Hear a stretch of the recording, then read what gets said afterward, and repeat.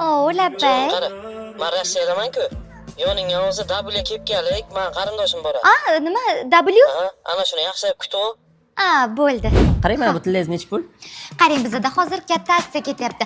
6, 7, 8 dekabr kunlari agar bizdan bitta tilla xarid qilsangiz 15% chegirma, ikkita tilla xarid qilsangiz 20% chegirma, 3 ta tilla xarid qilsangiz 25% chegirma qilib beramiz.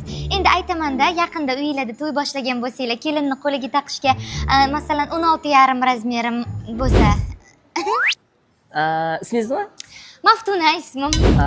Qarang, bizning ishonch do'konlarimizda 5 million va undan ortiq summaga xarid qilsangiz, yangi yil aksiyamizda ishtirokchiga aylanasiz. Keyin qimmatbaho sovg'alar yutib olishingiz mumkin. Endi aytaman-da, Rossiya sovib ham qoldi.